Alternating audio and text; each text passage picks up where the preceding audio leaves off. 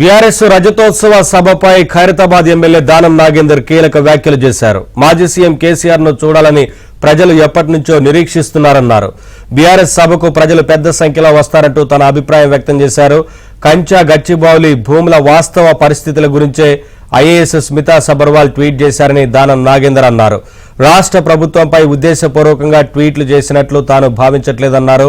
ఇదే విషయంలో సీఎస్ పై supreme court serious అయిందని గుర్తు చేసిన ఆయన గచ్చిబౌలి భూములపై ప్రభుత్వం సైతం పునరాలోచిస్తోందని చెప్పారు.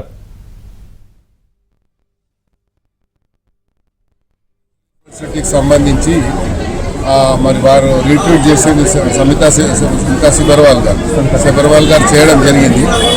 ఆమె అందుకే చెప్పింది క్లియర్గా ఏం చెప్పిందంటే, నేను పంపించే రీట్వీట్ చేసింది అక్కడ ఉన్నటువంటి ప్రాక్టికల్గా వాస్తవంగా ఉన్నదాన్ని చేశానని చెప్పారు. కాకపోతే నోటీసు మాకే ఒక్కరు ఇచ్చారు కాబట్టి ఒక సీనియర్ ఐఏఎస్ ఆఫీసర్, అదేవిధంగా చీఫ్ సెక్రటరీ గారిని మీరు చూసారు, మన సుప్రీంకోర్టు కూడా జైలుకు పోతారా అన్నారు. మరి శాంతకుమారి గారు సీనియర్ ఐఏఎస్ ఆఫీసర్, ఆమె టోటల్ క్యారియర్లో ఎక్కడ కూడా ఆమెకు చెడ్డ పేరు లేదు.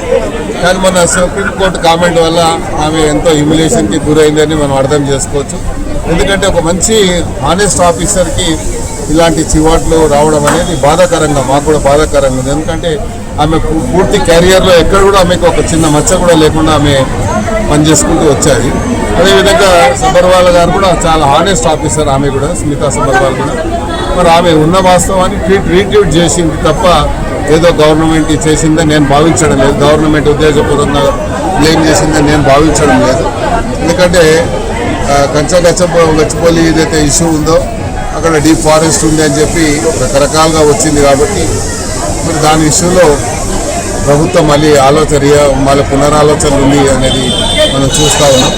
సంతోషంగా, ఎందుకంటే సెంట్రల్ యూనివర్సిటీ ఆ పరిధిని, ఆ యొక్క శాంటిటీని కాపాడాలి కాబట్టి ప్రభుత్వం అలా ఆలోచిస్తుందని నేను భావిస్తున్నాను. ఉన్నాయి, దాన్ని నేను ఏం చెప్పాలి?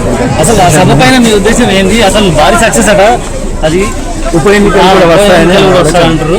దానిపైన కేసీఆర్ గారిని చూడాలని ప్రజలు చాలా మంది ఎప్పటి నుంచో నిరీక్షణ జరుగుతుంది కాబట్టి, ఆయన ఈ పెద్ద సభకు వస్తుంది కాబట్టి నేను కూడా అనుకుంటాను ఆయనను చూడడానికి పెద్ద సంఖ్యలో వస్తారని నేను కూడా భావిస్తున్నాను. ఇదే అంశానికి సంబంధించి మరింత సమాచారం మా ప్రతినిధి సిద్ధార్థ అడిగి తెలుసుకుందాం. సిద్ధార్థ.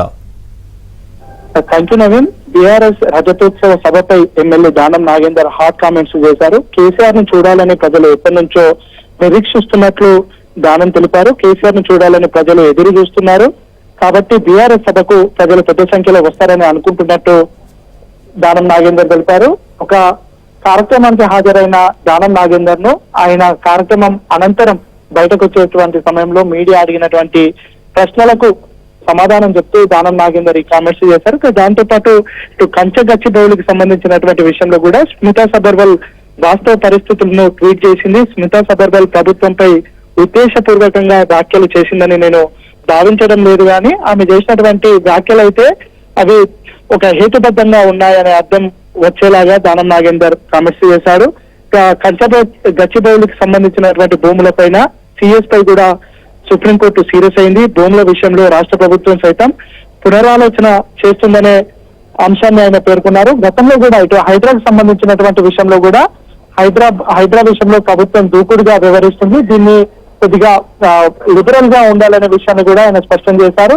చాలా రోజుల నుంచి ఇటు హైదరాబాద్ లో జరుగుతున్నటువంటి హైడ్రా విషయంలో కానీ, దాంతో పాటు ఇటు కంచె గచ్చిబౌలికి సంబంధించినటువంటి విషయంలో కానీ ప్రభుత్వం తీసుకుంటున్నటువంటి పలు నిర్ణయాలపై దానం నాగేందర్ అసంతృప్తిని వ్యక్తం చేస్తా ఉన్నారు. దాన్ని ఎప్పటికప్పుడు ఆయన ఇటు మీడియా ముఖంగా కానీ, లేదంటే ఇతరత్ర విషయంలో మీడియా చిట్చాట్ల విషయంలో కానీ అప్పుడప్పుడు ఆయన వీటిని బహిర్గతపరుస్తూ వస్తున్నాడు. దాంట్లో భాగంగానే ఈ కామెంట్స్ ను కూడా దానం నాగేందర్ చేశారు. ఇక ఆయన గత బీఆర్ఎస్ నుంచి ఎన్నికైనప్పటికీ పార్లమెంటు ఎన్నికల్లో కాంగ్రెస్ తరఫున ఆయన పోటీ చేశాడు. ఇక తాజాగా బీఆర్ఎస్ రజతోత్సవ సభ గురించి అన్ని రాజకీయ పార్టీలకు సంబంధించినటువంటి నేతలు ఏదో విధంగా కామెంట్స్ చేస్తా ఉన్నారు. కొంతమంది పాజిటివ్ గా, కొంతమంది నెగిటివ్ గా చేస్తున్నటువంటి సందర్భాన్ని మనం చూడవచ్చు.